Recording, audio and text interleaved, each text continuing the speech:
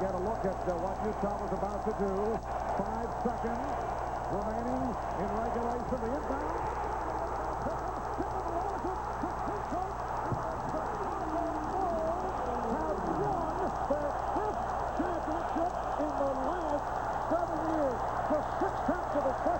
Remaining, it's a 4-point lead. There will, now probably they'll say now it's over. But clock did run out. The Utah Jazz indicating that there still should have been 6/10 of a second remaining. But the indication is it is all over. The Bulls have won the title by defeating the Jazz 90-86. It is Bedlam here at the United Center.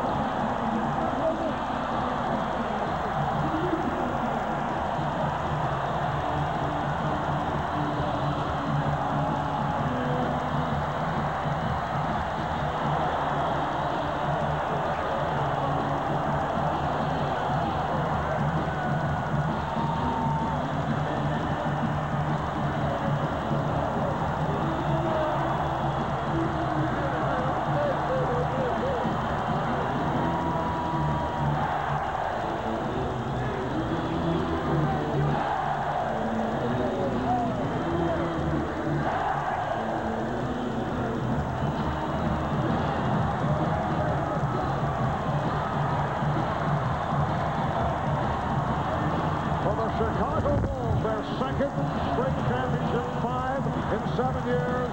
For the Utah Jazz, the conclusion to what has been a terrific season. A record of 64-18, a franchise record, but this is how it concluded for the Jazz. Marv, the height of Tony Kukoc on the inbound pass, he deflected that ball, and when it bounced, Scotty just dove for it, and then the finishing slam for Kukoc to cap it. Shandon Anderson on the floor, not really a threat. Scotty Pippen looking to hang in the middle of the floor, so quick to it, and then having the wherewithal to knock it loose to Kukoc before he gets fouled. And Phil Jackson, so calm, so at peace with himself. And then the triumphant fist in the air. And he starts whistling, the true sign of a coach.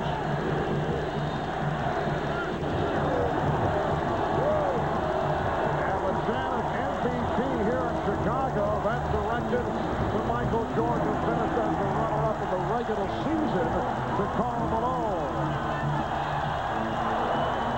The celebration continues here at the United Center in Chicago. Well, it was obviously Michael Jordan and Scottie Pippen carrying the offensive load, but they desperately needed their supporting cast, not with any mammoth numbers or anything like that, but just key plays here and there. They got it from Judge Bushler. They got it from Tony Kukoc on that last defensive play. And did they ever get it from Steve Kerr on the game-winning field goal? And then when it was all over, Karl Malone goes by and congratulates Phil Jackson. An emotional moment there. Very tough and disappointing. You don't get this far very many times. And then the two MVPs, Jordan and Karl Malone.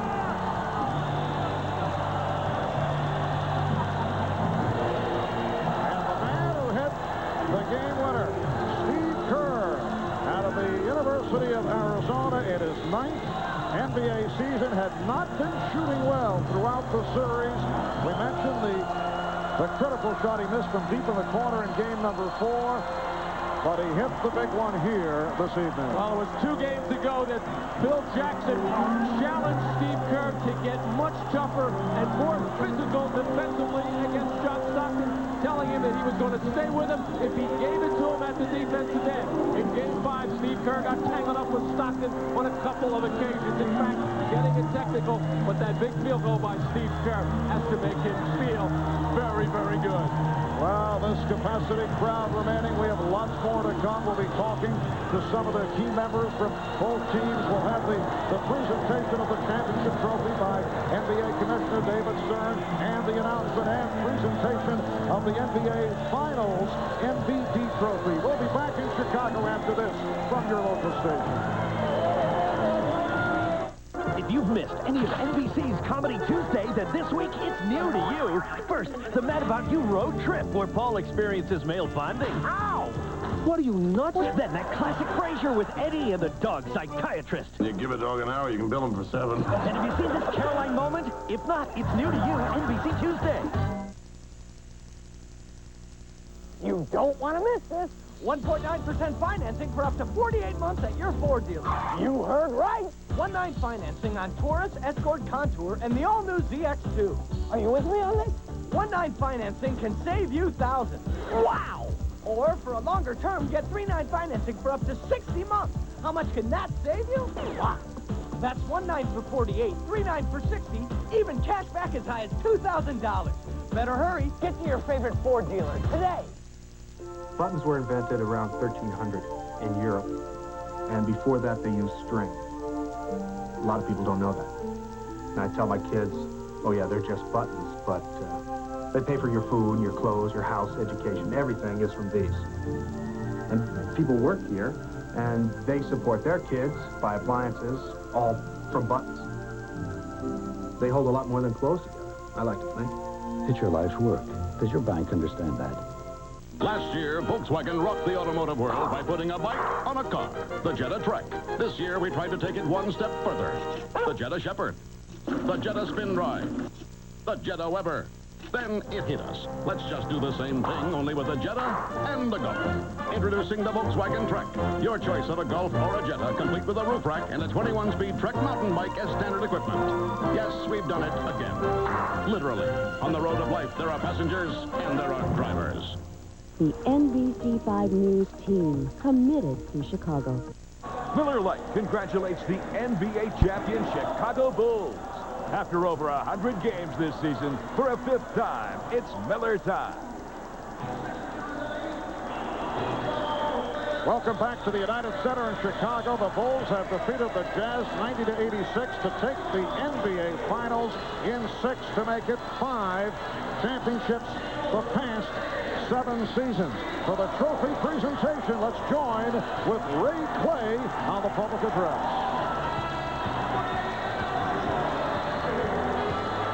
Ladies and gentlemen, please direct your attention to center court for the presentation of the 1997 NBA Finals MVP and the Larry O'Brien NBA Championship Trophy. First, let's meet your NBA champion, Chicago Bulls. First, Bill Jackson. And the Bulls coaching staff, Bill Cartwright, Frank Hamblin, Jimmy Rogers, and Tex Winter.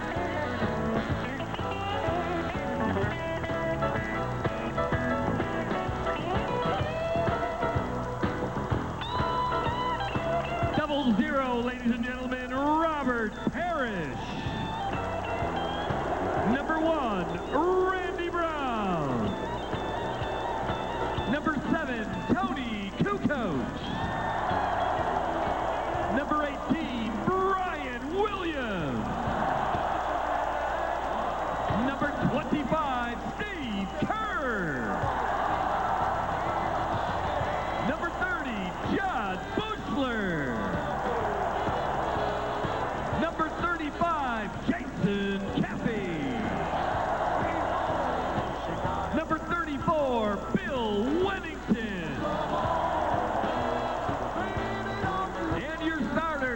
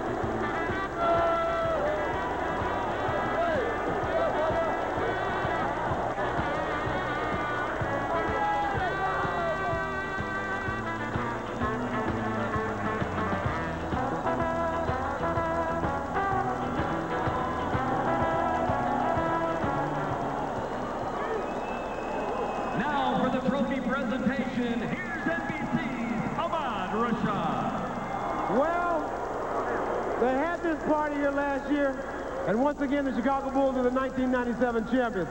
Now for the presentation of the 1997 championship trophy, and I'm joined by Jerry Reinsdorf, chairman, Jerry Krause, vice president of operations, co-captains Michael Jordan, Scottie Pippen, head coach Phil Jackson, and now for the presentation award, here's the commissioner, David Stern. Two great teams showed the world the best of NBA basketball, but there can only be one champion. And the Chicago Bulls are the 1997 NBA champions. An extraordinary effort. Congratulations, Chicago. Congratulations, Chicago Bulls. Congratulations, these spectacular players. Here it is, the trophy.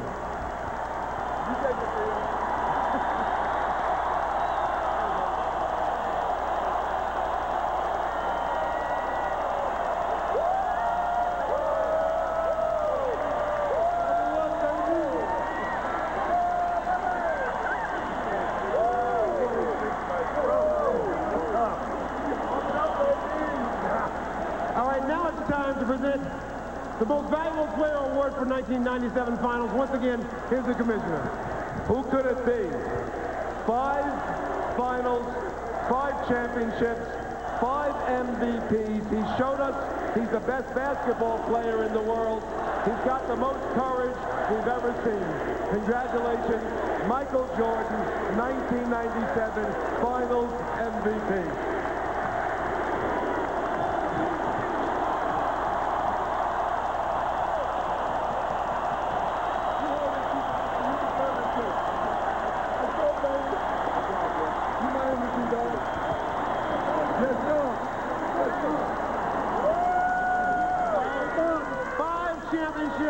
Out of 7 years, Mr. Reinsdorf, you got to feel like this is, in fact, a dynasty. Well, it's incredible. It never gets less exciting, but we beat an incredible team. I mean, this is the toughest team that we played in the playoffs, and they really ought to be co-champions. What a courageous team Utah has, and what a great victory for our club and for our fans. Tonight, as great as our players were, the energy and the life in this building, I know, made the difference of putting them over the top. So thank you, all the fans of the Chicago Bulls. Come on up, Phil. Now, I know the destination is important, but I know that you enjoyed this journey this year. No, I didn't enjoy this journey. This was filled with injuries and suspensions, but we had a great run, didn't we? It was wonderful. Thank you. I want to take my hat off. Let me put it on. I want to take my hat off to the 2 leaders on this team, Scottie and Michael, who did a wonderful job. Phil, before you get out of here, Phil, it was so much fun this time. We're going to do it again next year? Oh, man. I don't know. 3 times is nice. I know that. I can't remember when it was. But you think you guys will get together and do it all again? Oh, tough question to ask us right now. We're just enjoying what we're doing. Celebrate. Go ahead and celebrate. Good. Michael, you're named MVP, but as you accepted the trophy, you said to Scottie that he was your MVP. Scottie Pippen we're a tandem. It's hard to split us up. He means a lot to me when I go out and play on the basketball court. He relieves a lot of the pressure that I have to deal with. I try to do the same for him. It's hard to take this MVP by myself. He's got to take half of it. I take the trophy, he may get the car.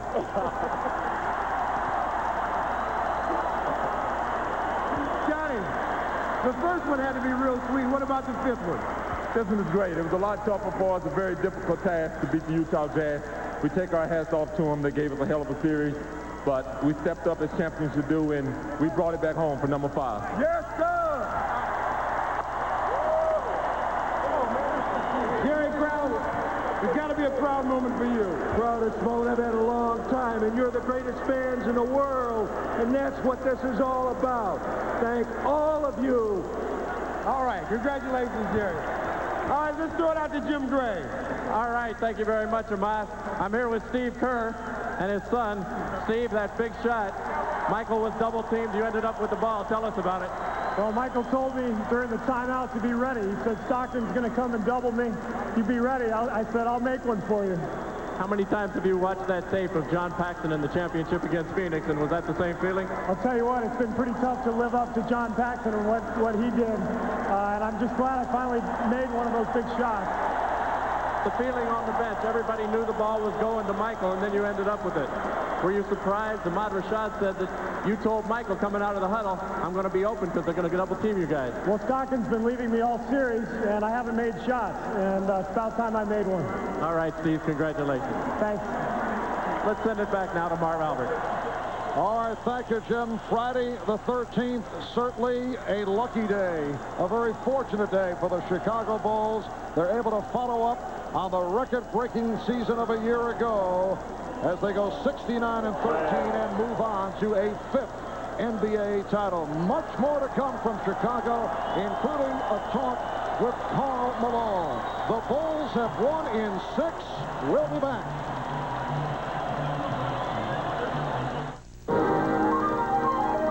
Hi, I'm Rebecca Romaine. Want to spend a few days with me at the next Sports Illustrated swimsuit shoot? You could make a difference here. Because where I work, it's really hot. So if I get thirsty, you could get me something to drink. It's also really sandy. And maybe you could help me with my different swimsuits. Nothing to do this fall? You could win a trip to the next Sports Illustrated swimsuit shoot. Apply where you buy Miller Lite. I don't ask for directions when I'm lost. And I don't read the instructions when I'm putting my kids' toys together. And I don't need help fixing my car. My friends, they go to Napa, where they get this expert advice from ASE certified professionals, which is great for them. They weren't born with the mechanical ability I was. If I can install a satellite dish, I can fix my own car. Honey, where's the duct tape? Easy to install Champion spark plugs. They're just 79 cents at Napa after rebate. This is for Mr. Blanchard, who told me to make something of myself. For Miss Miller, who never let me settle for a seat. For my parents, who believe in my dreams. For myself, for my future. Be all that you can be. Walk like an alien. They invaded Earth and made a mess. The high commanders in a dress, having fun Thursday from the Sunday night. NBC must see TV. Walk like an alien. We have an excuse. Hello. Sundays this summer on NBC. Well, Michael Jordan continuing the celebration, the confetti flying from above here at the United Center. Let's get back to Jim Gray. Jim? All right, thank you very much, Marvel. I'm now with the only man in the history of the NBA to win back-to-back championships with 2 different teams, Dennis Rodman. Dennis, this has got to be a tremendous relief for you. You really struggled throughout this series, didn't you? Yeah, I did. I think I played pretty well this game, game 6, and you know, it's a relief that I got this off my shoulders. And it feels pretty good, though, you know. It feels real good. But, you know, after all the things that have been happening to me, you know, I think that I deserve a little goodness. That's certainly true, but why didn't you have the energy that you have had for so many years, and particularly throughout this regular season in this series? Well, the regular season, I've been having a good energy. I played pretty good besides some of the things that have been happening. But this series, you know, it's like the Atlanta series. I've been taken out, you know. I wasn't effective, but I think people go through that, you know, so... You know, whatever. I mean, we go to those things through life, and this is one of them. What do you have to say about Utah? Was this the best series that you have been in as a professional, or was it one of those Pistons-Lakers series? I think it's one of those Pistons-Lakers series, and but Utah gave a great fight. They're a great team. You know, it could have been a co-NBA champion, but Were they better than you had expected? Oh, yeah, totally. Utah's a very sound team, very fundamental team, and you got to take those hats off to those guys. They got a great team over there. What about your future now, Dennis? It appears as though you may have worn out your welcome here. Do you feel you'll be back, or do you feel you'll continue in the NBA? I don't think I worn out my work. I think people need to rally around me and help me out for a change instead of people throwing darts at me and things like that. You know, I've done a lot of good things to this city. I've done a lot of good things for the people around the country, and people like to see me. You know, I entertain, and hopefully that people won't see my negative things and look at the good things sometimes. You cried just before the game tonight in the pregame. How much emotion has it taken out of you, this apology and what you have been through the last few days? Well, the last few days, you know, I'm a strong individual, and, you know, it's just the fact that, you know, I've taken a lot of abuse, you know, in my life, and especially this year. And it's just worn on me at this particular moment. And people, much of it, you'll admit, is deserved. You know, much of it is deserved. But I look at it like this. You know, I'm a human being. I got emotions, and you know, so many times you can pound a man to the ground. And you know, I felt emotion today and on the show, and I hope people will look at that and say, hey, that's not a fake. That's real. That's an individual there. Dennis, congratulations. Enjoy the moment. Hello, Mom. Hello, Alexis. All right, let's send it back now over to Marv. All right, thanks, Jim. And a solid performance for Rodman, 33 minutes, 11 rebounds.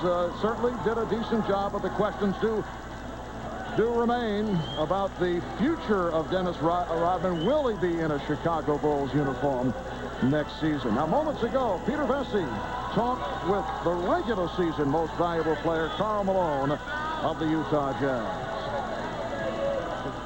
Carl, you said after the first two losses that was the low point of your professional career. Has this taken it down another rung? Well, it has. You know, the guys played hard. You know, we did a lot of good things out there, whatever, but you got to give them credit. You know, you come in, you play hard. You know, I never got in the rhythm at the free throw line and stuff like that. You always look back on it now, and obviously that was big, but the guys came and played hard, and we had a great year. Don't take anything from those guys. They played hard. They did what they needed to do down the stretch, and we had opportunity. We just didn't do it. I think we both agree that you did not play to your MVP standards or your usual standards. Do you feel you let yourself down, or the team, or the city? No, I don't feel that at all. I've had a hell of a year, and I'm not going to let anybody second guess that, because when you start doing that, you might as well quit, and I'm not a quitter. I don't feel that. You know, I felt I came out and I played hard.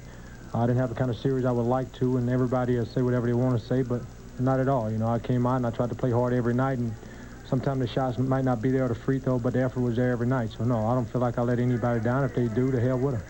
Larry Bird said to me before coming into this series that there was a huge pressure difference between the Western Conference Finals and the Finals. Did you feel that? Nope. No, I didn't. I felt that we didn't do some things, and like I said, obviously I didn't play up to the way I wanted to play. To hell with what you guys wanted me to play like. I didn't play like I wanted to play, and I didn't feel any different pressures at all. I just never got into the rhythm that I wanted to get in, and for letting anybody down, I don't feel like that. I just feel like I didn't have the kind of series I wanted. Thank you, Carl. Back to the floor now.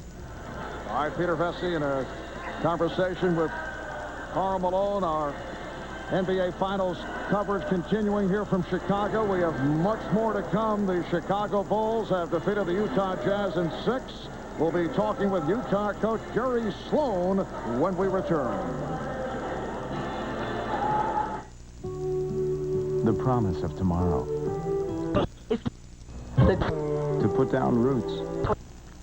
If you joined us late, like right after the part where Steve was just speaking, baseball's interleague play went full bore this evening. 8 teams got to jump on things Thursday, but everybody got involved tonight, and this is a little recap for you. Orioles, Braves, Mark Lemke facing Jimmy Key for the first time since the World Series, and he's gone looking. 6 Ks for Key. Bottom of 9, 2 out. Randy Myers seals it for the Orioles, strikes out Blauser. Key gets 11 wins. The Orioles win it 4-3. Red Sox, Mets, Bill Buckner fan club. Mookie Wilson, he's a member throughout the ceremonial first pitch. At top of the 9th, Mo Vaughn, in the unlikely event of a walk. Leading 10W30 that provides maximum protection against both viscosity and thermal breakdown. The series was lost, so he wouldn't be stuck with this dilemma. We talked to him on the radio today, and he said, we said, look, what's going to happen? And, you know, Phil and everything else. He has a way of waiting until the end of the season, I think, and waiting until after they win championships to push the thing a little bit further. I think what he likes to do is keep a little bit of that corporate pressure on everybody to get the championships. then he takes care of everybody. Certainly he did that last year. Michael Jordan winning, I guess it took about an hour to cut the deal. He gets $30 million. Phil gets 2.7, a little bit more acrimonious. Well, for the 5th time in his career, Michael Jordan, and you can see the confetti all over Michael enjoying the championship trophy. In NBA history, only 2 franchises, the Boston Celtics and the Lakers of Minneapolis and LA, have won more championships than the Chicago Bulls, but the Celtics were defeated 3 times in their 19 finals appearances. Lakers won 11 titles, but they lost 13 different years in the finals. The Bulls are 5-0, to show you how impressive what they have accomplished. 5-0 in finals competition and have never been pushed to a Game 7. They have defeated the Jazz here tonight in 6. Let's get back to Jim Gray. Jim? All right, thank you very much, Marble. I just spoke to the Bulls chairman, Jerry Reinsdorf, about the possibility of all 3 guys returning next year.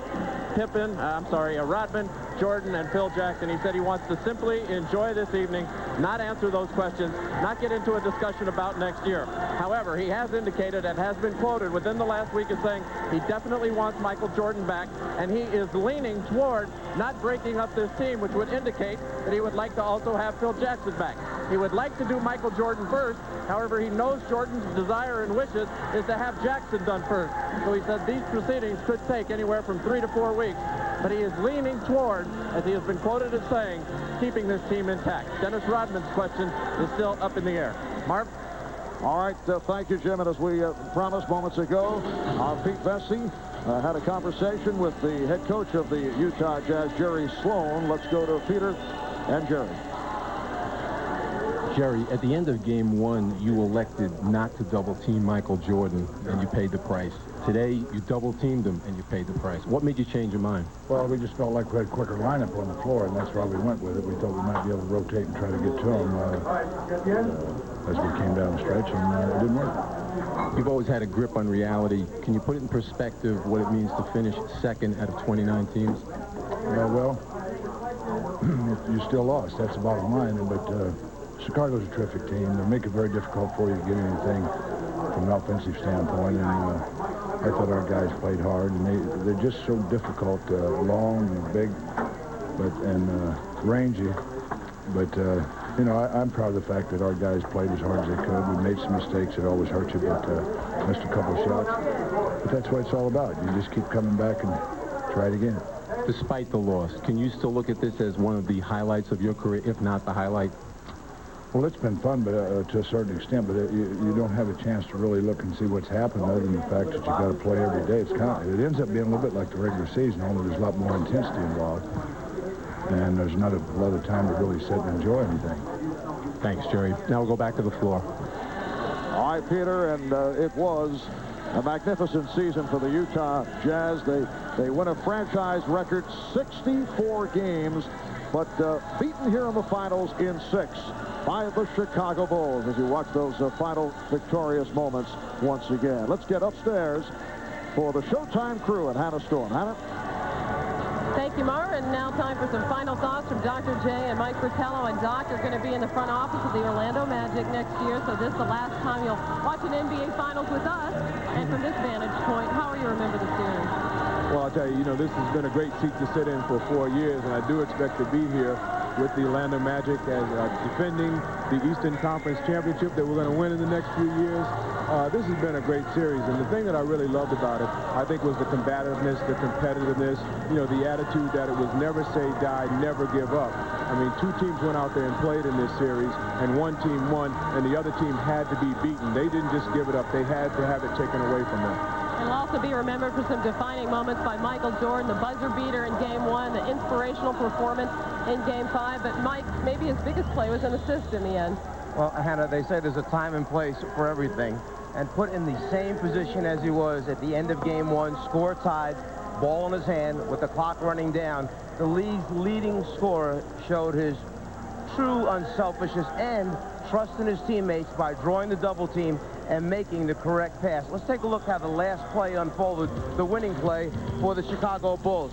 Utah knew immediately when Michael had the ball and the clock down that they had to make a decision to play him straight up, as they did in past games, or go double team him. Well, John Stockton made that decision quickly. Stockton comes over and double teams the basketball. It leaves Jeff Hornacek with two people, whether to play Kukoc or Kerr. Kerr comes to the basketball, creates more distance, and if you watch Stockton coming out of the double team, he slips slightly in trying to recover to Kerr. Kerr wide open, knocks down the winning shot. So a great player shows that there's a time to shoot and a time to pass. Michael Jordan makes the right decision. Well, Mike, thanks for changing hats this year from coach to czar of the telestrator and being with us for the playoffs. Good luck to the Cavs, Julius. We will miss you terribly, but good luck with the Orlando Magic. And in the end, 5 NBA championships for the Bulls, 5 finals MVPs for Michael Jordan. He signaled 6 to the crowd here. We can only hope there's more to come. That's it for us. Now, one last time to the guys who called the finals, Marv Albert, Matt Tukas, and Bill Walton. All right, thank you, Hannah. Final word from Bill and Matt. First, from the Utah Jazz point of view, what are your thoughts about the future of the Jazz? I think the Jazz, Marv, will be together for a very, very long time. Just thinking back to Karl Malone, though, and he talked all season long about watching the Bulls celebration, and particularly Michael Jordan, and that was his celebration from, his inspiration from last year to get here. Now he saw it firsthand, but down the stretch, the Jazz just could not convert it all. Then Karl Malone's missed free throws throughout the game. Shandon Anderson's missed layup. Isley missed the layup. But in the end, it came all down to the rebounds. Utah, like Seattle last year, they could not control the boards. The Chicago Bulls out-rebounded them by 10 on the offensive glass, and unless you can rebound, unless you can get that ball for more possessions, you just have no chance of beating a great offensive player like Michael Jordan. And for the Chicago Bulls, and it may sound strange to say, Matt, kind of an uneven season. They win 69. Of course, so tough to compare when you look at what took place a year ago. Did not look particularly sharp at the end of the year. Did not look particularly sharp early in the playoffs, but had enough to pull it out. Again, number 23 led the way, particularly in that inspired, flu-ridden effort in the previous game. Well, all championships are great, but this one had to be particularly sweet because of those expectations that you mentioned, Marv. Coming off a record-breaking season last year, came very close this year with 69 wins. All the distractions that this team had to go through all season long, and the injuries that they had to deal with. So this particular championship year, they met a lot of challenges and handled it beautifully. So in summing up for the Chicago Bulls, it is their 5th championship in the last 7 years.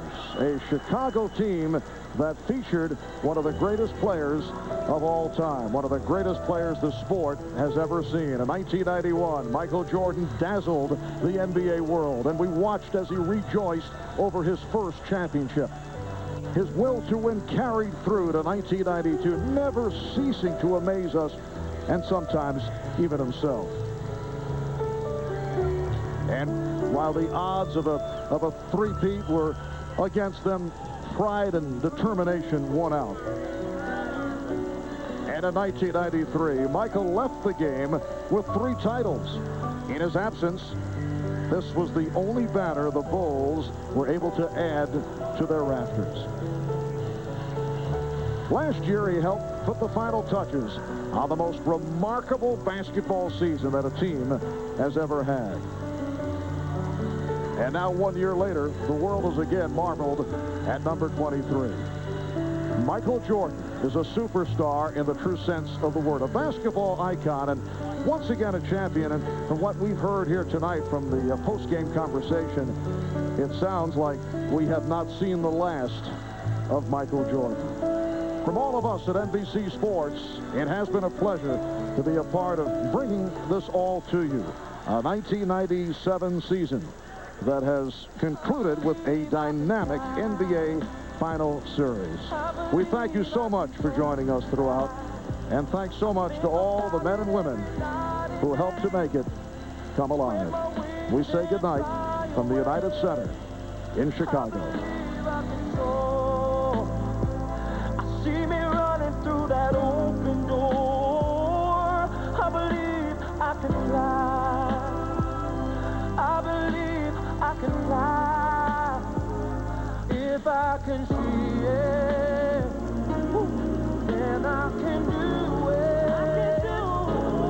If I just believe it,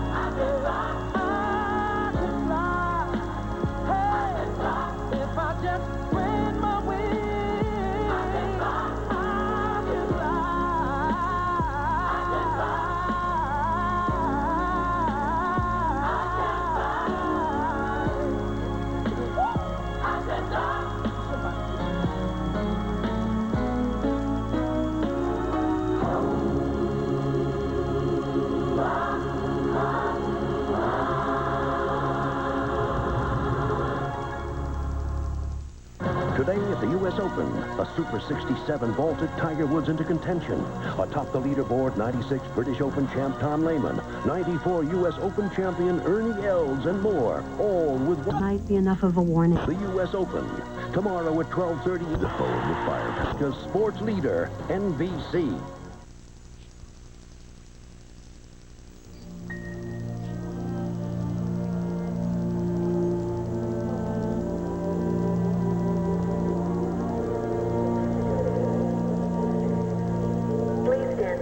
This flight will begin boarding momentarily.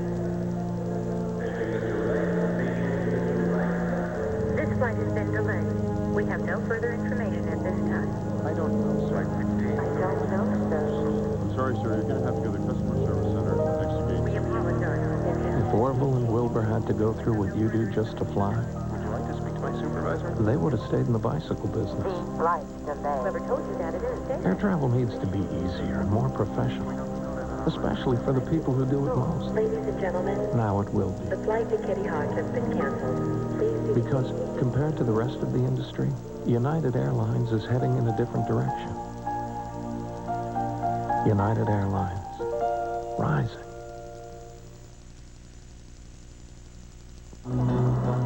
NBC5 Chicago.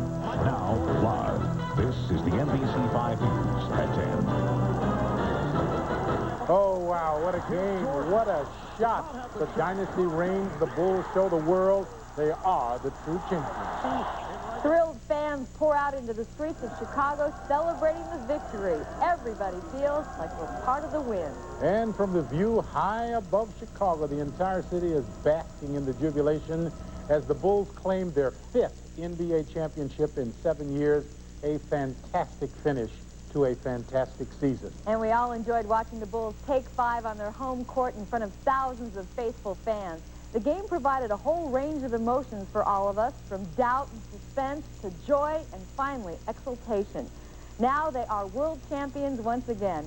Let's go live to NBC5 night teams John Kelly and Tom Zenner to kick off our expanded team coverage. Hi, guys. Allison, you want to talk about doing it the old-fashioned way. The Bulls earned every second of this one. They pulled out by 2, 88-86 to take the series 4 games to 2. We're waiting right now to squeeze into the Bulls locker room back here. Look like a herd of cattle waiting to go out to feed. But right now we've got Tom Zenner and our NBA guru Dick Versace here. And gentlemen, for theatrics, doesn't get much better. A slow game early, kind of ugly, but Steve Kerr comes through a la John Paxson. Well, Johnny, you know, it looked like a preseason game for a while. Actually, I got that line from you, Tommy, but that's really what it was. It was like a preseason game. It was like pulling teeth. And if you think about this game, Utah missed enough free throws, Karl Malone especially, and layups to win the game easily. But somehow the Bulls seem to hang in there and find a way to pull it out. Well, fans want to talk and listen to Michael Jordan. He's the Finals MVP. Let's go to him at the podium. Winning and winning, and I'm very happy for the city of Chicago. You know, I'm very happy for the organization. I'm very happy for the players. Frank Hamlin, Brian Williams, everybody that never has won them before. You know, I dedicated myself and my efforts to make sure that they experience this whole attitude of being a champion, being the best in the world. You know, it's a great feeling. I'm tired. I'm weak. I got a whole summer to recuperate. It looked very dim early in the game. You know, I was a little frustrated because we kept getting so close to the hill and the mountain, and we just couldn't get over it. We couldn't find a call. We couldn't get a loose ball to get us over the hump. And, you know, I wouldn't sit down, and somehow they found a way to get the lead. And once we got the lead, I was ready to get back in there and do my best to maintain that. And I just needed, I think Scotty and I just needed a little help to get ourselves in front so we could fight off a heck of a charge by the Utah Jazz. I mean, they came in with a lot of heart, a lot of desire. You know, Malone, Stockton, Hornacek, Brian Russell, not Byron, Brian, came in, and I mean, they gave us a run for our money, but we persevered, and I'm happy to be at this podium and just knowing that we're champions for the 5th time. Michael, start the 4th. There were 4 reserves to start the 4th. Scotty was the only starter out there, and everybody's kind of been complaining about bench play throughout this series. How telling is it that Steve Kerr was the guy who hit a jumper, hit the shot to put you ahead by 1, hit the winning shot? Steve has been fighting with himself because of Game 4. He missed a three-pointer, and he went back to his room. He don't even know this. His wife told me that he was very frustrated. He kept his head in a pillow for hours because he let the team down to some degree, because everyone knows he's probably one of the best shooters in the game. And he had an opportunity to put us up and give us a big lift. And he was very disappointed. And when Phil drew up the play at the end, which, as everybody in the gym, everybody on TV knew it was coming to me, I looked to Steve and I said, hey, this is your chance, because I know Stockton's going to come over and help, and I'm going to come to you. And he said, give me the ball. So, I mean, that's typical of John Paxson. You know, I used to play with John Paxson. John Paxson used to say the same thing. And I think tonight, Steve Kerr earned his wings, you know, from my perspective, you know, because I had faith in him and he believed in himself, and I passed him the ball and he knocked his shot down. And I'm glad he was able to redeem himself, because if he'd have missed that shot, I don't think he could have slept all summer long. And I'm very happy for Steve Kerr. Michael, you talked how you were tired, how you were weak. What have the last couple of days been like? You've never really made a public statement as what you went through over the last few days.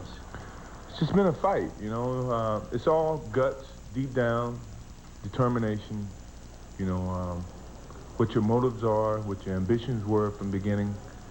You know, it's been a lot of soul searching in terms of, it's easy to sit back and say, well, I've given my best. You know, I'm tired. You know, somebody else got to do it or whatever. I didn't take that approach. I thought positively and said, whatever I could do, every little inch of energy that I have, I'm going to try to provide for this team. I mean, they follow Scotty in my lead, and as well as Phil's lead, and Dennis in certain situations. And if you give up, then they give up. You know, so I didn't want to give up.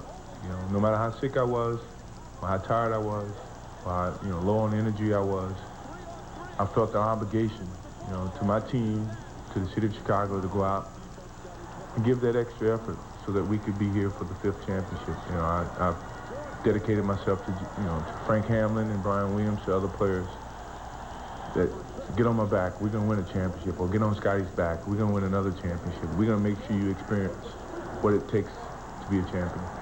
Michael, it seemed to be a special moment between you and Scotty when they gave you the MVP award. Can you describe what you were thinking and what your emotions were then? You know, when I was here before I retired, I overshadowed Scotty a lot. You know, and he didn't get the recognition that he truly deserved. You know what I mean? And he's matured since I've been around, and when I stepped away, he matured even more, because he understood what I was sheltering him from. You know, the pressure and the press and the expectations that he had to deal with being a star. And when I'm back, he shouldn't get any less of an attention than if I was gone. And when I won the MVP, and I would hold true to my word, I would take the trophy. He can have the card. I'm gonna make sure he gets the card. I mean, because he's like a little brother to me, and he's prospered and he's moved along. And you know, from a financial standpoint, from a contract standpoint, he's locked in. He's locked in, and he's very deserving of the same $30 million, or 30 whatever I get in the next coming year. He's very deserving of the same contract. I mean, because he put forth the effort every single night. He goes through the pain, and we work out every day.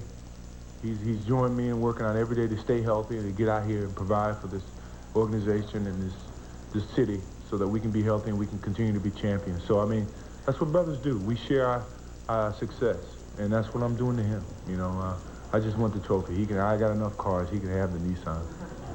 Michael, over to your left. Michael, earlier in the week, you were talking about how how easy it is for a home crowd to cheer the team when you're up 10 or 15 points. It's a lot harder when the team is down. Talk about the final push that the crowd gave you tonight as you overtook in the score. Well, the crowd here in Chicago took a hit. The fans took a hit because everybody said that they sit on their hands, they got high expectations, whatever. So what? They should have high expectations. We spoil them, and we want to continue to spoil them. Sure, Utah's crowd is very, very loud, and they experience something that they've never experienced. You can expect that, you know. But Chicago fans are the best fans to play for. You know, they've stuck with me ever since I've been here in '84. I never give up on them. We've gone from the bottom to the top as a tandem, as a team. And I never give up on Chicago fans. And tonight, they inspired all of us. You know, when we got the opportunity and they saw that we were getting over that hill, you know, we could feel that. I felt chill bumps, you know, from their cheers. You know, and I think everybody did. And that gave us the energy to push that extra step so that we could be champions all over again. Okay, we're going to take 2 more questions. Michael, obviously, in the wake of this incredible celebration, there'll be some very difficult business decisions for Jerry Reinsdorf.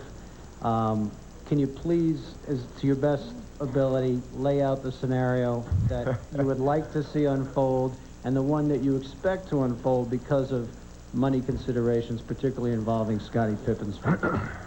Well, you want me to be GM, I guess. Take Jerry Krause's position. Well, I think this team is entitled to an opportunity to continue to be successful. Sure, business has got to come involved. I'm not saying Jerry Reinsdorf is the richest guy in the world. I'm not saying that all his partners can financially support what this team needs to maintain or be successful. But we've done a lot for this organization, and we've put it in a situation where it could be highly valuable. When I first came here, and I'm pretty sure everybody can tell you that the Bulls team was worth probably $13 million, 15, 16, 17 million dollars. Now it's worth $150 million. So the profits have been made over the years. What we gain now in trying to keep this team together and be successful, we paid for over 6, 7, 8, 10 years. There has to have some consideration, some sense of loyalty.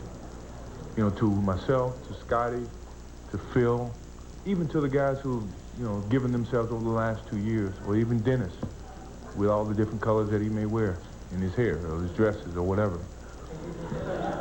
We are entitled to defend what we have until we lose it. If we lose it, then you look at it and you say, okay, let's change. Let's just go through a rebuilding. No one's guaranteeing rebuilding is going to be 2 or 3, 4, 5 years. Cubs have been rebuilding for 42 years. And that's something that you have to look at, you know, from a business aspect. So if you want to look at this from a business thing, have a sense of respect for the people who have laid the groundwork so that you can be a profitable organization. And I'm not trying to twist Jerry Reinsdorf's arm. It sounds like it, though. But I like to see us defend what we have attained over the last 5 out of 7 years, which is a championship team. And I don't know what it's going to take. Maybe he has to mortgage his home or leverage the team against whatever bank notes that he may have.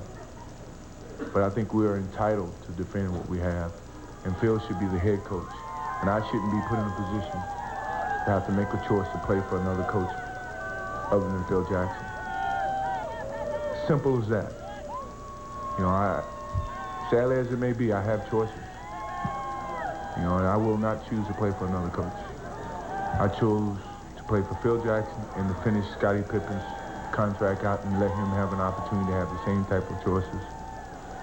Because he's earned it, and I've earned it, and Phil's earned it, and the city of Chicago has earned it.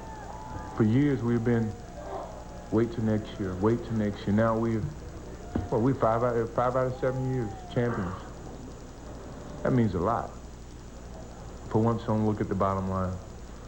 Look at the joy of this night and every night that we have won a championship, and the enjoyment that you have put together an unbelievable organization that's been champions for 5 out of 7 years. You want Rodman back? Sure. His dresses doesn't bother me. His hair doesn't bother me. Sure, I mean, he's going to go wacko every now and then. We've come to live with that. We've come to accept that. But you can't find another player on the basketball court that works just as hard as Dennis Rodman. Gives 110%, dives at loose balls, even if he can't get them. That's Dennis Rodman. So I don't have a problem with Dennis, you know. And I don't think Phil does. I don't think Dennis does. I mean, I don't think Scottie does. We've been able to control him to some degree. And look, we're here for champions back to back. You guys may love him. he may say a lot of crazy things, and David Stern may find him $50,000. The guy doesn't care about money. So when you sit down with Jerry, you will express to him that it's important. Which Jerry you asked me to sit down with? Either one. Excuse me, sir. Excuse me, sir. We're going to take I got it. Go ahead. So it'll be important, thank you. It'll be important to you to have him back, and you'll let owners... Sure. Dennis already said he'd play for free, so money's not an issue. He makes more money off the court, supposedly. I don't know. Okay, we're going to have to conclude the interview session. Thank you, Michael. I enjoyed being here with you guys. Well, there you have it, Michael Jordan bathing in the glory of victory, 5 titles in 7 years, and Michael using the Cubs' futility of 42 years chasing a title to back up his statement, this team needs to stay together. He wants Dennis back. He wants Phil back. He knows Scotty's going to be back, and he says, we don't want to mess around and rebuild. He wants to keep this thing going until somebody yanks that trophy out of their hands. And Michael tonight playing a bit of a stand-up comic and doing it well. And I want to clear up one thing. The final score tonight, 90-86. I guess I missed a Tony Kukoc slam when I got trampled by elephants out there with the media horde rushing onto the court. And Steve Kerr, the hero tonight, 9 points, but none more important than the 2 points that he hit down the stretch. Michael Jordan finishes up this evening, 15 of 35 shooting, 39 points. Looks like he's over that flu. We'll hang out. We're going to run into the locker room and catch up with all of tonight's champions. In a moment, let's go back to the NBC Tower report. He's being interviewed, and we're just going to cut right in on it. Can you describe that last shot? What was going through your mind? Where were you? Well, we diagrammed for MJ to drive, and the whole team was to him, and he passed. Stay with us. And Steve Kerr had a tough game 4, but he made some key shots tonight. He redeemed himself. And Steve felt good about himself, and I told him, I said, hey, you cannot ever lower your head, because in order to succeed, somebody must fail. And game 4, he felt bad, but tonight he made some key shots for us. Ron, how special is this second championship for you? Oh, this is a great special feeling because we had so much controversy this season. Guys got hurt, guys had off. And this is a great feeling for our team, and I don't care what anybody say. This is a very good basketball team. If we wanted to win 72 games, we could have easily been done. I want to get back to that in just a second, but Pete, I want you to zoom out because I want you to show Ron Harper's family. He's got his children here. Introduce everybody. My son Tim, my little girl Jacqueline, and this is my sister kid, little Doc. And this is my little family, and this is what I do during the off season. I hang out with my family, and we enjoy each other. Are y'all having a good time with this championship? Yes. Are you proud of Daddy? Yes. Are you proud of all the bowls? Yes. Did you guys have a good time watching this game? Very. What was the best part of it for you? My dad had to lay up. Oh, my God. Shut up. Quit being biased. Hey, let me tell you. I don't care what nobody say. This is a great team, man. And if we didn't have all 12 or 13 players on this team, we wouldn't be nowhere. MJ and Scott. On his own shoulders. I think it showed up a little bit tonight. That's the only thing I said to him coming to the locker room. I says, Carl, I know this is tough, but this is not your loss. This is the Jazz loss.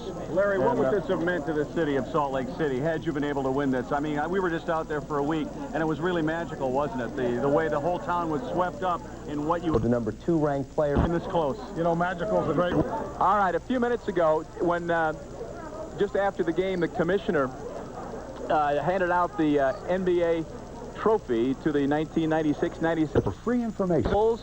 We have that tape for you right now. A great moment, of course. One that we...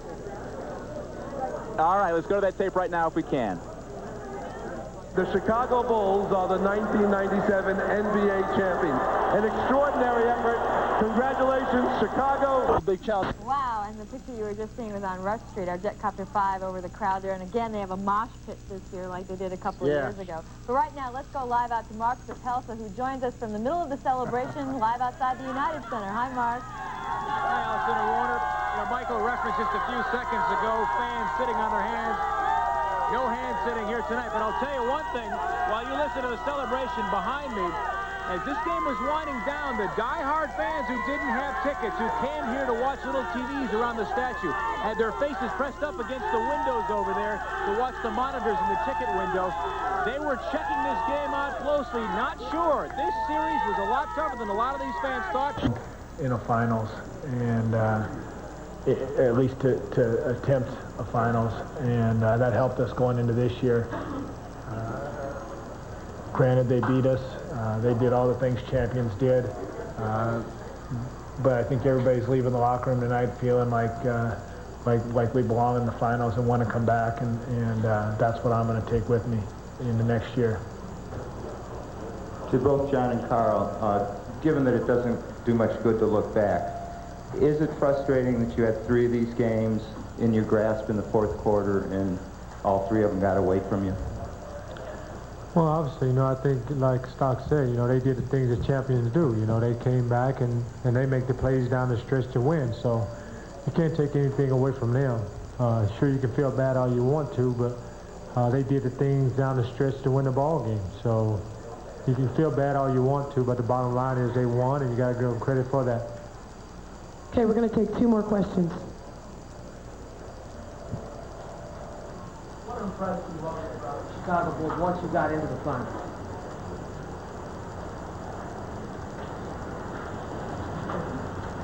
Well, the way you phrased it's difficult to answer. I think it implies awe, and I don't think that was the case.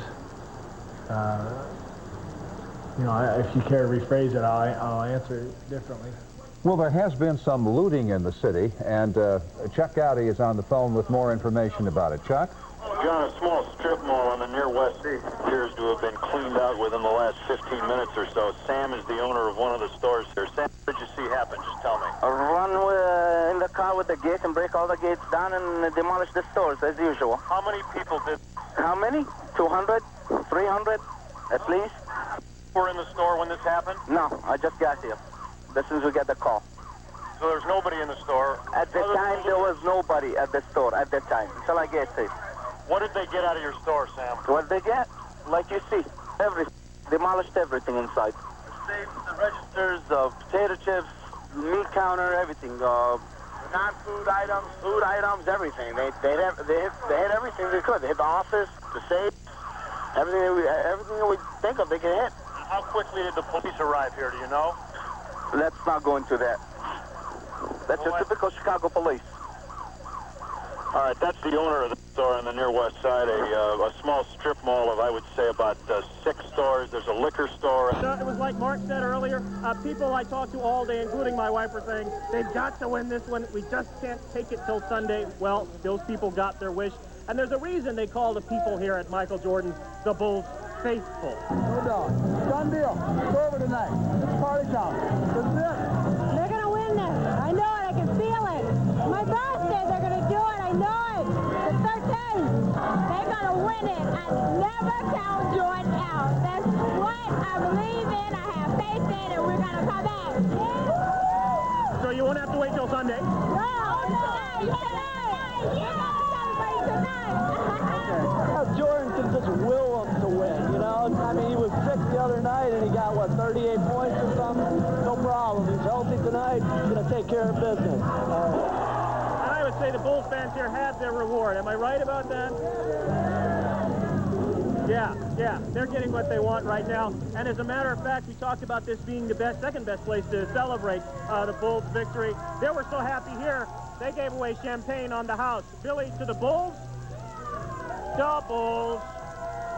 Warner, Allison, back to you. All right, thank you. Tracy Thanks, Hayes. Tracy. Let's go right to the podium right now. Pippen is at the podium. Past games when I ran and tried to scramble their offense, they made some big plays. Shannon Anderson got some balls right there at the basket. If he finished those baskets, make the basket, it's a big difference in how the outcome of the game was. But I was able to utilize that and use it to our advantage.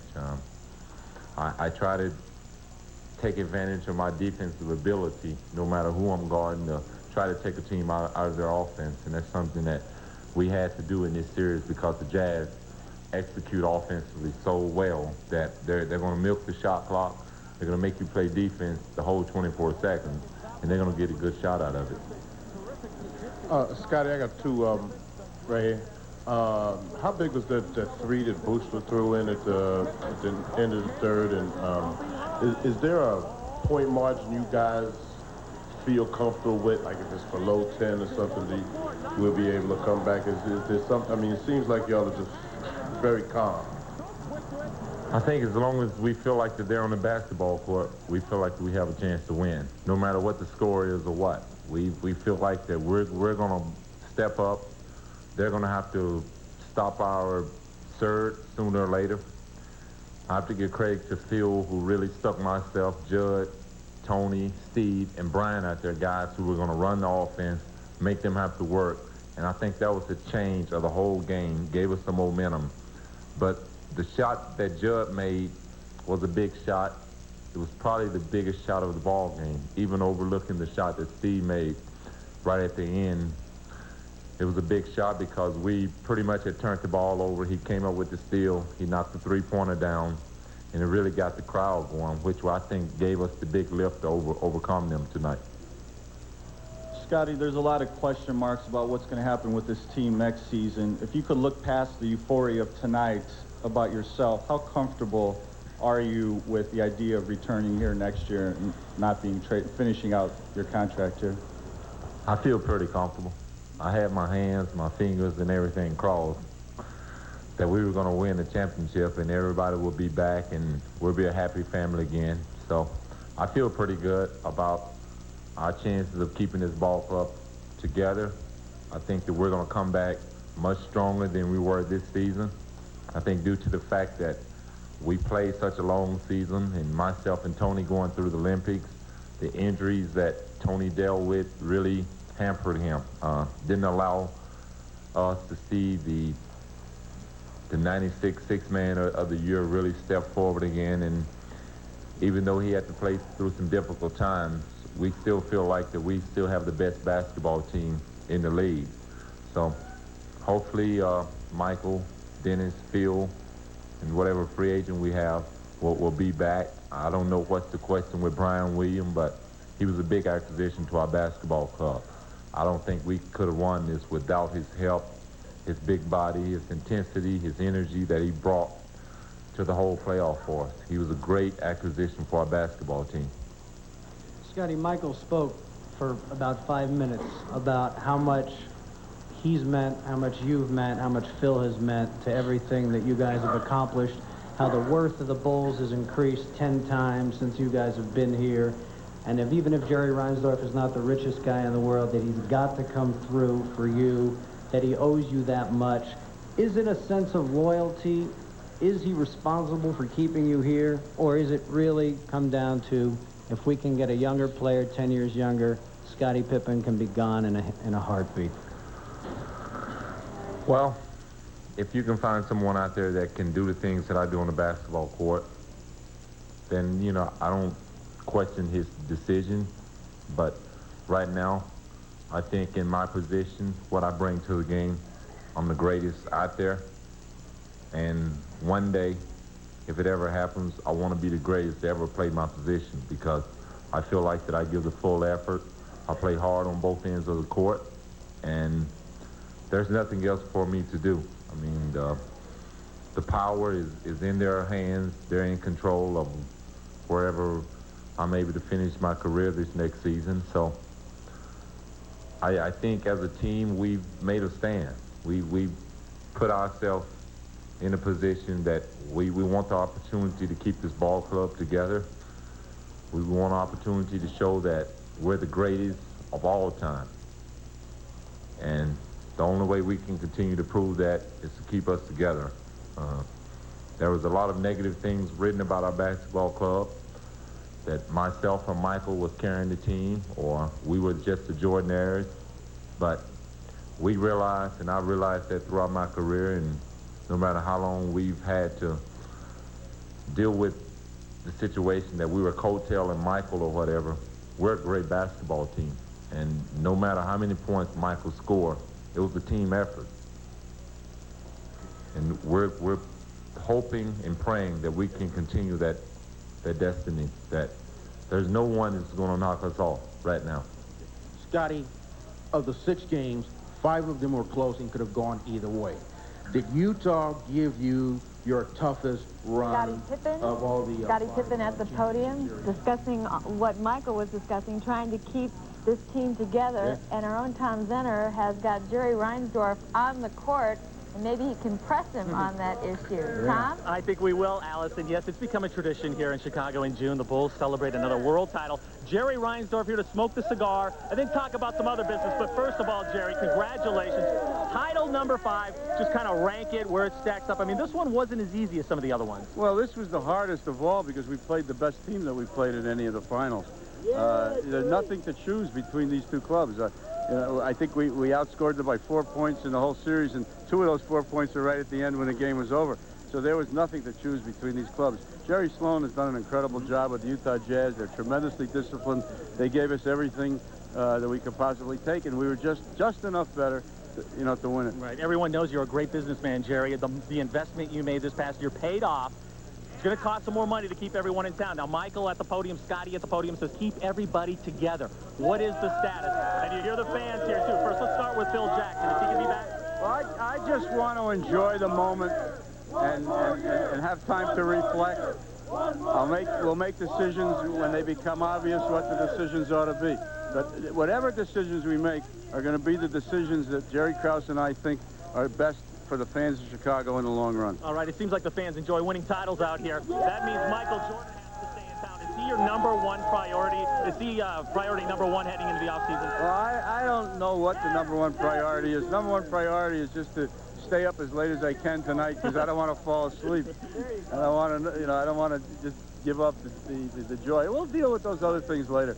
Last year, it was the same thing. As soon as we won, everybody wanted to know what we were going to do. And I said, just take time, enjoy it. Things will work out. And we'll sort things out, and we'll make the decisions that we think are best for the fans. All right, Jerry, next year when you keep everyone in town, sign them before the end of the finals. Then we don't have to ask you these questions. We can just have some champagne out here and smoke a cigar. Well, we're going to do the best we can. All right, Jerry, congratulations. Jerry Reinsdorf, the owner of the Chicago Bulls, being mobbed by the crowd out here. So that's the answer. They're going to try to keep everyone in town. We'll have more. We'll grab some players here on the court. Back to you guys at the tower now. Yeah, but Jerry's pretty slippery out there. He isn't exactly giving his... Just gotta say yes, Jerry. He's not showing his hand. Say yes to it, huh? Yes. Lots of fans are outside celebrating tonight, and so far it's going pretty good. Yeah, Anita Padilla's out on the near north side. Anita, how's it look out there? I can tell you there's a lot of horn honking and a lot of screaming taking place. People rushing out into the streets. We're about 3 blocks away from Russian Division where there are a lot of happy Bulls fans. Now, a little earlier today, we shot some video, a little earlier, right after the celebration, immediately after the victory. People poured out of the bars, slapping high fives, dancing, jumping on top of one another. And why not? The Chicago Bulls took 5 and are now the champions once again. And a lot of people are happy about that. But overall, no problems here. And this is the sort of celebrating police like to see if there's going to be any at all. Of course, they were prepared for a crowd that could have, but didn't turn unruly as it has in the past. Now, early on, they had lots of security, a heavy police presence out here. Officers were wearing protective gear and blocking off surrounding streets. They even had mounted horsemen and officers on top of the buildings. But overall, it seemed to be a very good night. Early on, police told me that they had 1 arrest and that arrest had nothing to do with the Bull celebration. But that's what's taking place out here. Live on the near north side, Anita Padilla, NBC 5 News. That's very good. Very good. That's happening. People are celebrating sensibly. Yeah, and on the near north side, let's go to the west side. Our own John Mason's out there. John, how's everything looking out there with the celebrating going on? Well, Allison, there has been smatterings of gunfire, certainly, and a lot of police and fire activity. But here at the corner of Madison Pulaski, there's no traffic except for what you're about to see here. That is a fire department ambulance going by.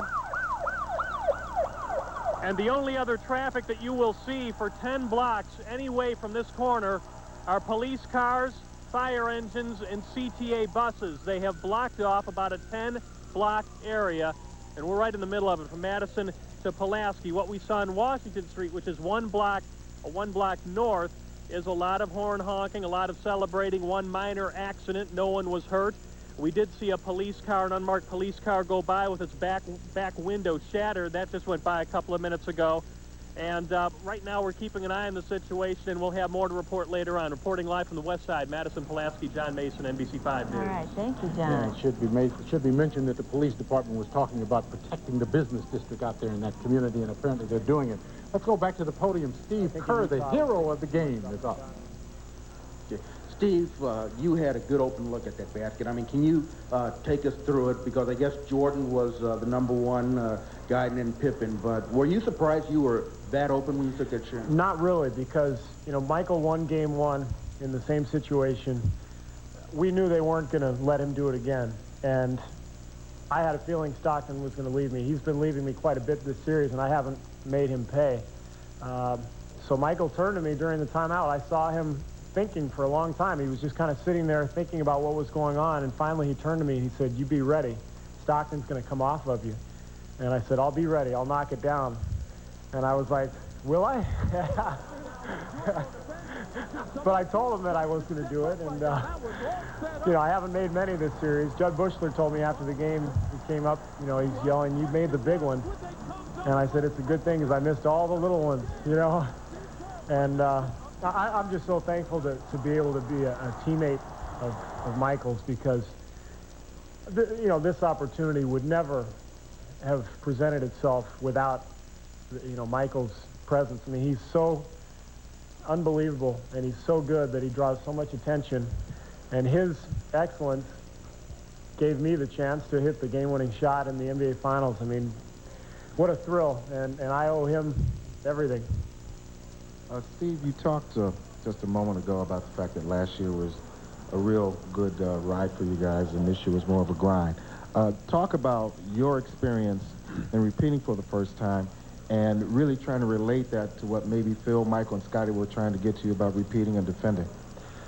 Well, first of all, I can understand why Michael retired after that third one. You know, I mean, I can't even imagine what another run would be like physically and mentally. It's so grueling.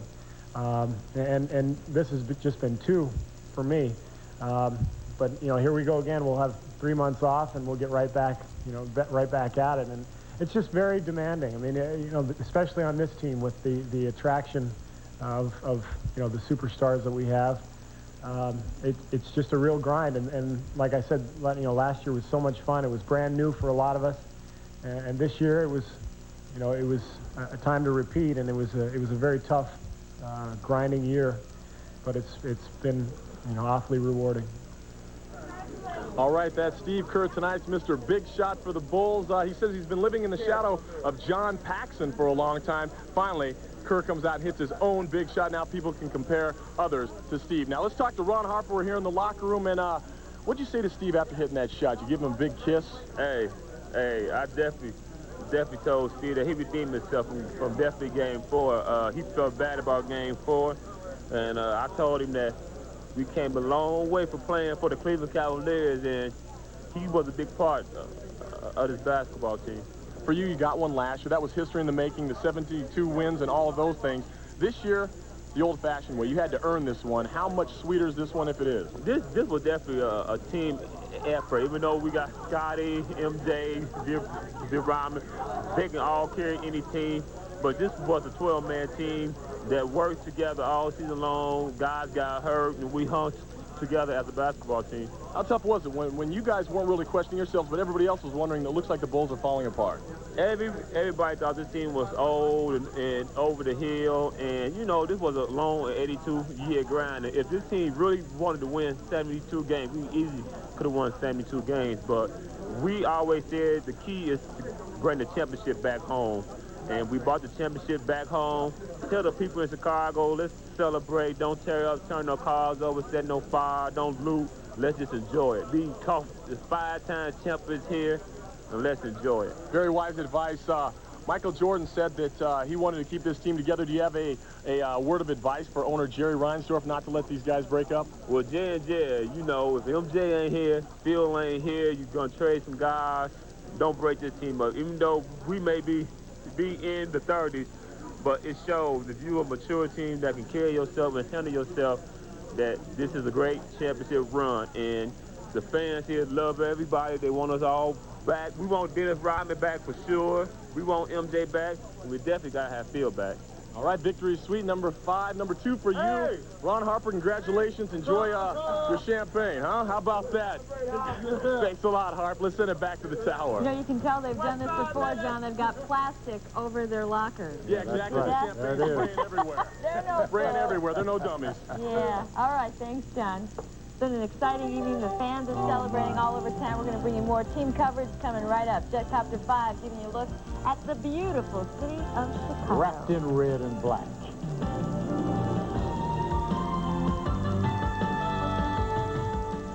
Hey, everybody! This is Coco Tell. Go on and love the Bulls, but please don't act like fools. Celebrate safely, and we won't be singing the blues. You can roll the back seat on a Dodge Caravan this way, that way, to the garage, out of the garage, every which way. Even the price is easy to handle. During the National Dodge Sale, you'll find all kinds of great offers on Dodge Caravan, including up to $1,000 cash back to close the deal. Caravan, the new Dodge.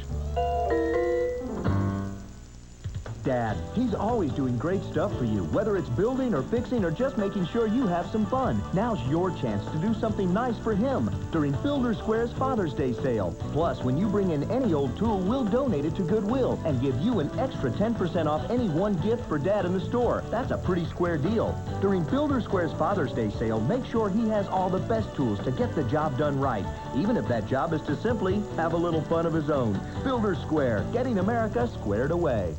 The clock is already ticking. Right now, get 1.9%. As soon as Michael gets out of here and wraps up that conversation, we'll try and stop him here for a second. The door is opening. Is he coming? No, he's not. So we'll be right here in place, and when he gets done with the prez, I'll talk to Mr. Clinton for a minute, and then we'll get Michael Jordan. All right, guys? All right. Well, he's talking to the president. Tim Weigel's there with Luke Longley, I think. And you can see it. You can see we have just been joined live by our crew. If you would. Okay, well, I don't do Right, here is Luke Longley and his father, 2 days before Father's Day, and we're live now, so now we got to say what we were just saying. A Father's Day gift, again, last year on Father's Day he won it for you, 2 days early. Talk about this gift that your son gives you. A wonderful hat, experiences like you couldn't believe, following him from Chicago up to Utah, back again, and watching this evening was just amazing. As a parent, we all know it's more fun to see our kids do something well than do it ourselves. True for you? Absolutely. Mind you, I haven't experienced doing this for myself, so I'm only imagining that is true. And Luke, how satisfying is it for you? It's very satisfying, mate. Last year it seemed like we were a team of destiny to a certain extent. This year was a grind. It was always tough. We never won. We didn't seem to be icing down in the fourth quarter as much as we did last year. And this game was indicative of that. You know, it was tough right at the end, and that's why it's in a lot of ways more satisfying. Luke, tell me a little bit about this. Luke, no more body surfing, right? Is it any more special than the first one? Well, I was just saying before, it's different because last year it seemed like we were never in doubt. This year, with injuries, body surfing accident now and again, we just never built that sort of that momentum that we had last year, and so it was tougher. And tonight's game was exactly like our season. You know, we never really quite dominated, but we got it done in the end, and that's the way the season. Now you're always saying worries, mate, but let me tell you something. There were a lot of worries during this playoff series. There are a few worries, but I can, you know. What did you say to your son? What did you say to your son when you? Boy, we got these dueling microphones going here, but I'm going to continue to talk. What did you say to your son when he had the body surfing accident? Couldn't believe it. I thought I had taught him to body surf properly. I told him, you know, you got to roll onto the right shoulder, you got to arch your back, and what happened? That's what you get when you listen to someone like that, eh? You know? You're blaming your dad? Of course, he was the guy that taught me how to body surf. You know, it's a little wave too. You know, he plays basketball adequately, but he body surfs quite well. Usually. Now, as far as the adequate part is concerned, tonight, you guys were maybe a little bit more than adequate to win this championship over the Utah Jazz in game number 6. We were just a pinch above adequate, mate. Personally, I was well below adequate, but we had other guys step in, and that was the strength of our team all year, whether injuries or whether poor performance like tonight. Bulls are saying this guy's important to us. What are your thoughts? Johnny, if you've ever coached or if you've ever played, you understand the value of a guy like Dennis Rodman and what he does for a basketball team. Not just the dirty work. He does a lot of things like running the court, saving balls, creating extra possessions, and he can do it more next year or even after that. But is it worth all the headaches the Bulls have to go through? Because, I mean, as far as a media guy, sometimes does the crazy things, says the bad things about the Mormons up in Utah. Is it worth it for a squad to hang on to that as far as just, you know, public image? Well, you got to understand, one of the things that nobody ever talks about, he has defrayed all of the media attention from Scotty and Michael, and they kind of like that. Yeah, Dennis brings up that point that it's important that he helps out the Bulls here so they can talk to some other people. Dennis Rodman even said tonight he would be willing to pay for, or actually play for free, if the Bulls set up a type of payment program to base it on whatever his performance was on the court. We'll have more from the locker room right now. Let's go after the court. Tom Zenner's there with more. John, I'm out here with one of the heroes, and I don't think anybody on this year's Bulls team is more satisfied or happier than Brian Williams. He passed up tens of millions of dollars to play for the minimum salary for the Chicago Bulls, and it paid off. What a gamble, Brian. Yeah, it really did, and you know, it's there's no reward without risk, and sometimes you just got to believe in yourself. It's a great feeling, great feeling. You know, what were you thinking at the beginning of the season? Teams were offering, I know the Sonics were offering you, what, over $10 or $15 million. You played for $27,000 here. Why did you come here? Is this the ultimate thing that you thought would happen? Yeah, it really was, and you know, the possibility did exist that you know, Seattle, if I were there, could have done better, and they offered me Jim McElvain's contract, but I thought I was worth more than that, so I said no.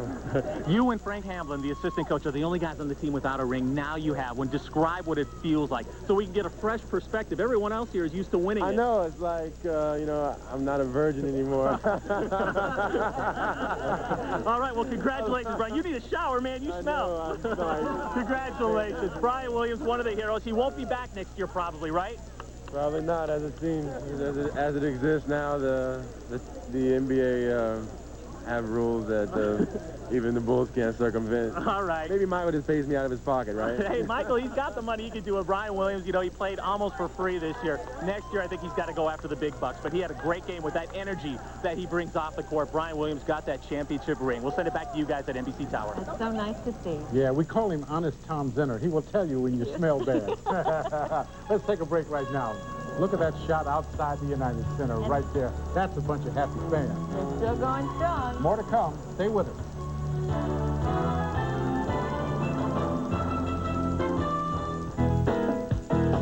Wouldn't you like to go someplace where you can recharge your battery? Wouldn't you like to go someplace where you can recharge your batteries? Stretch out. Someplace quiet. Or even the seat. Get ironed out. Dennis does remain the big question mark. But Michael said, hey, look, if he's going to play for free, let him come along for the ride. I know, that sort of goes on record when you say it on television, doesn't it? Well, Dennis, you know, pretty much played for free this year. Here's Michael hugging Roy Williams once again. And he's got himself roped off here. He's got his own private elevator entrance. I'd like to see how he's going to get through this. Okay, we're all lining up for hugs now. And here comes Mike. See, he's not going to kiss me because I got makeup running all over the place. Michael, you certainly laid it on the line in the press conference. And once again, his earnest disappears into another private chamber. He is not we'll keep attainable. tracking him through the evening. John and Diane, there are only so many secret passageways here. We'll get him yet. And he'll never be alone either. Seems like people follow him every This may go on all night, Mark. Well, we're ready. We're here. We've got food. We've got water. Well, listen, while you're taking care of yourself there and trying to find Michael, why don't we depart from the studio for a moment and hear this message. We'll take a break now. We'll be back. Smith, think again. Your Lincoln dealer has Mark 8 and Lincoln Continental, each with $4,000 cash back. Mark 8 moves you with a mighty 280 horsepower V8 Intech system. The intense front-wheel drive Lincoln Continental brings enthusiasm to luxury and comfort.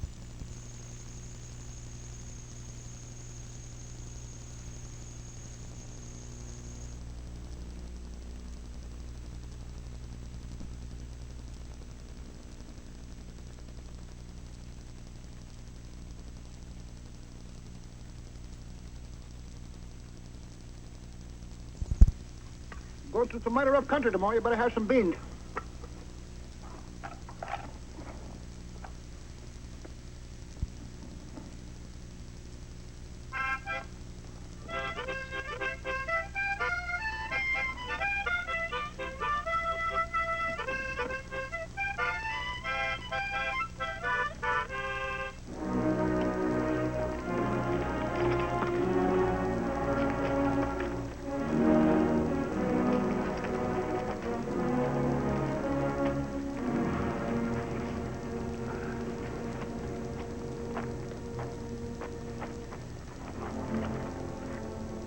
You know what I'm thinking?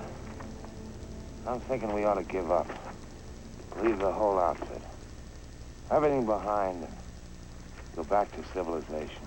What's that you say? Go back? Well, tell my old grandmother. I got two very elegant bedfellows who kick at the first drop of rain and hide in the closet from thunder rumbles. My, what great prospectors. Two shoe clerks reading the magazine about prospecting for gold in the land of the midnight sun, south of the border or west of the Rockies. That's your trap. Shut up, or I'll smash your head flat. Go ahead, throw it. If you did, you'd never leave this wilderness alive. Without me, you two would die here more miserable than rats. I'll leave him alone. Can't you see the old man's nuts? Nuts!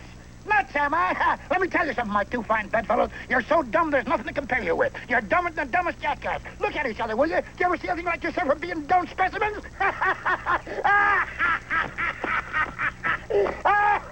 You're so dumb, you don't even see the ridges you're treading on with your own feet.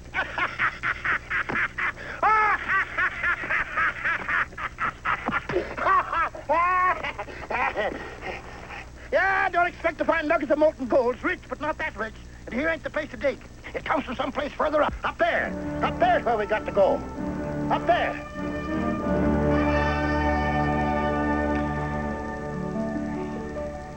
Is that it? That's it, all right. The gold, I mean. Sure don't look like I thought it would. It was different than sand. Yeah, it's just like plain sand. It don't glitter. I thought it would glitter. Oh, it'll glitter when it's refined. That's some other guy's job. All we got to do is mine it and get it back there. You know, gold ain't like stones in a riverbed. You don't cry out to be picked up. No, you got to know how to recognize it. And find it ain't all, not by a long shot. You got to know how to tickle it so she'll come out laughing. Yeah, it's mighty rich. It'll pay good. How good? Oh, about 20 ounces a ton. Some $20 an ounce. How many tons can we handle a week? Depends on how hard we work. We better pitch our camp down the mountainside a bit. Why do that when the digging's up here? In case anybody happens by, we can tell them we're hunters and get away with it, maybe. Wouldn't it be easier to file a claim? Well, easier maybe, but not so profitable. Wouldn't be no time till an emissary from one of those big mining companies would be up here with a paper in his hand showing we had no right to be here. Well, how does it feel, you fellas, to be men of property? The tanks are weak, some. At first, the boards begin to swell and close the seams. Yeah, I sure had some cockeyed ideas about prospecting for gold. It was all in the finding, I thought. I thought all you had to do was find it, pick it up, put it in sacks, and carry them off to the nearest bank. You're learning. Pretty soon I won't be able to tell you a thing. Tank full yet? Right to the top. Open the sluice gate.